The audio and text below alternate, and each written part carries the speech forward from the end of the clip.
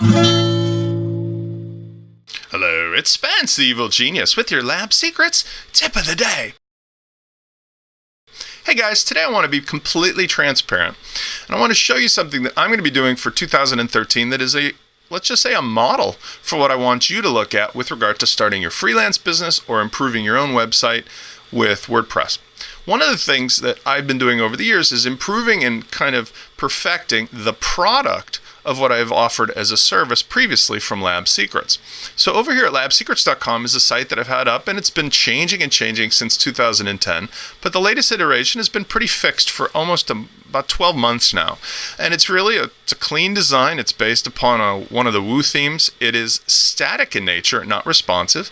And furthermore, it has a lot of content that, to be quite frank, is no longer relevant. And that's because the services and products that we've been developing have now, let's say, reached a state of iteration that they're almost unrecognizable from the stuff we were doing 12 months ago. And that's a good thing. So what I want to do is start off 2013 by bringing LabSecrets website in line with what we're doing over at LabZip. And just so you know, because you've probably seen both of them through my videos and such, LabSecrets started out where we used to have to literally hand make every meal.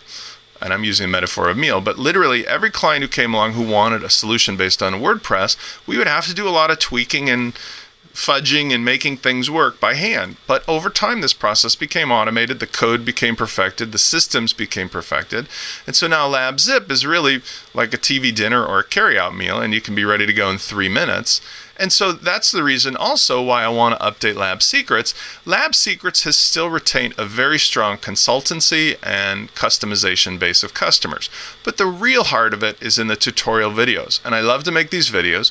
So I want to focus on making LabSecrets as an education center for free, as well as a place where people who need custom help can go to just get right into the, look, I'm using your LabZip system, but I want to go ahead and have your help for customizing it.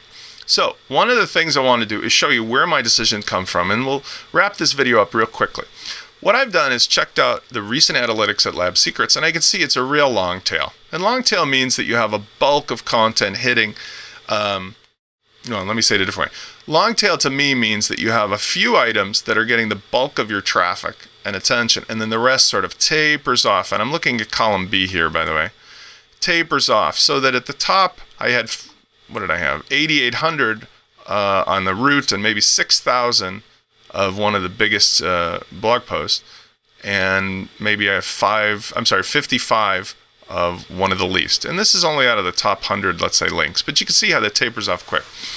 So what I'm looking at is that this proves my point, is that this is recent analytics. Most of my attention is coming from maybe 4 items that I've highlighted in yellow. So I'm going to preserve those and make sure that they'll stay with the proper link structure so I don't lose any of the juice. But everything else I'm going to throw in the garbage. And I want you to join me on this journey as I get started making LabSecrets.com look a lot and feel a lot more like a partner site with LabZip, so that they complement each other and that it makes it easier for a customer or potential customer to get exactly what they want. So having said that, let's jump in. I'm going to save this for the next video, but I wanted to introduce you to the idea that even after you've established a service business or a product in a service business, you should always be thinking that there are going to be constant tweaks, updates, and changes.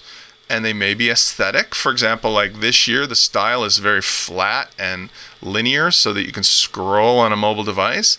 Just a year ago, it was more like this. And gosh knows what it's going to look like 12 months from now. So if you have the skills and you have the sort of open-mindedness to just modify your own site, as we're going to teach you how to do both of those, you're going to be fine. Okay, that's enough for today. This is Spence. We'll see you next time.